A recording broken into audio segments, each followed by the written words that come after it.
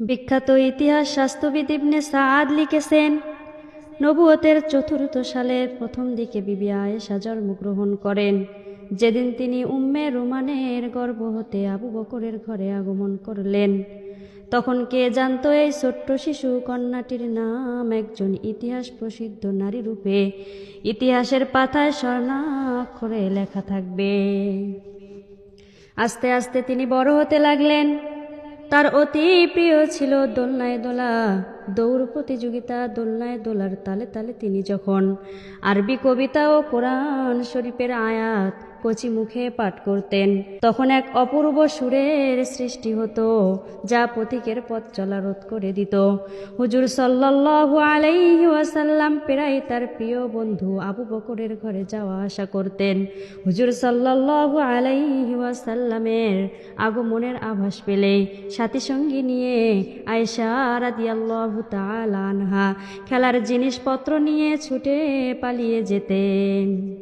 একদিন তারা পালানোর সুযোগ পেলেন না। হুজুর সাল্লাল্লাহু আলাইহি ওয়াসাল্লাম দেখলেন আয়েশার যে ঘোড়ার পুতুল নিয়ে খেলা করছেন তার 2খানা পাখা রয়েছে। হুজুর সাল্লাল্লাহু আলাইহি ওয়াসাল্লাম জিজ্ঞাসা করলেন, আয়েশারে, তোমার হাতে এটা আবার কি? আয়েশা বললেন, এটা একটি ঘোড়া। তিনি বললেন, ঘোড়ার তো পাখা হয় না। আয়েশা উত্তর দিলেন, কে বলেছে ঘোড়ার পাখা হয় না? আপনার কি জানা নেই সুলাইমান আলাইহি ওয়াসাল্লামের ঘোড়ার পাখা ছিল? হুজুর সাল্লাল্লাহু আলাইহি ওয়াসাল্লাম আয়েশার এই অল্প বয়সের এমন উত্তর শ্রবণ করে হতবাক হয়ে গেলেন। একদিন আবু বকর রাদিয়াল্লাহু তাআলা আনহু শুনতে পেলেন তার শিশু কন্যা আয়েশা রাদিয়াল্লাহু তাআলা আনহা আরবি সাহিত্যের বিখ্যাত কবিলবিদের একটি কবিতা আবৃত্তি করছেন। আর এই কবিতাটি আবু বকর আয়েশার সামনে মাত্র একবার পাঠ করেছিলেন। কন্যার এই স্মৃতি শক্তি দেখে পিতার অন্তর খুশিতে ভরে উঠল। জিবরাইল আলাইহি ওয়াসাল্লাম আল্লাহর পক্ষ হতে কোরআনের আয়াত নিয়ে হুজুর সাল্লাল্লাহু আলাইহি ওয়াসাল্লামের খেদমতে উপস্থিত হতেন। পরক্ষণে উপস্থিত সাহাবাগণ তা মুখস্থ করে নিতেন। পিতার কাছ থেকে কোরআন শরীফের আয়াত শুনে তা মুখস্থ করে ফেলতেন। অথচ এই শিশু বয়সে শিশুরা কোনো কথাই মনোযোগ সহকারে শোনে না। কিন্তু আয়েশা এই অল্প বয়সে যাই শুনতেন তাই মুখস্থ করে ফেলতেন, তাই তার স্মৃতিপটে অঙ্কিত হয়ে যেত। কন্যার এই রূপ মেধা শক্তি দেখে আবু বকর রাদিয়াল্লাহু তাআলা আনহু আল্লাহর কাছে মোনাজাতে বললেন, মাবুদ গো,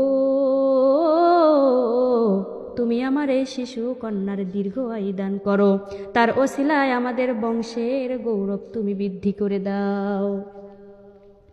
আল্লাহ পাক আবু বকর রাদিয়াল্লাহু তাআলা আনহুর এই দোয়াটি কবুল করেছিলেন। এর ফলে তার দ্বারা জগতে ইসলামের বহু জটিল সমস্যার সমাধান হয়েছে। মক্কার কাফেরদের অত্যাচার চরমে উঠলে মক্কায় অবস্থান করা হুজুর সাল্লাল্লাহু আলাইহি ওয়াসাল্লামের পক্ষে সম্ভব ছিল না। বাধ্য হয়ে তিনি মক্কা হতে মদিনায় হিজরত করলেন। এই সময় আয়েশা রাদিয়াল্লাহু তাআলা আনহার বয়স ছিল মাত্র 8 বছর। এই 8 বছর বয়সের সংঘটিত ঘটনার ব্যাপারে আয়েশা হতে অনেক নির্ভুল হাদিস বর্ণিত হয়েছে। খাদিজা রাদিয়াল্লাহু তাআলা আনহা ইন্তেকালের সময় তার 4 কন্যাকে রেখে যান, 2 জন বিবাহিতা আর 2 জন অবিবাহিতা।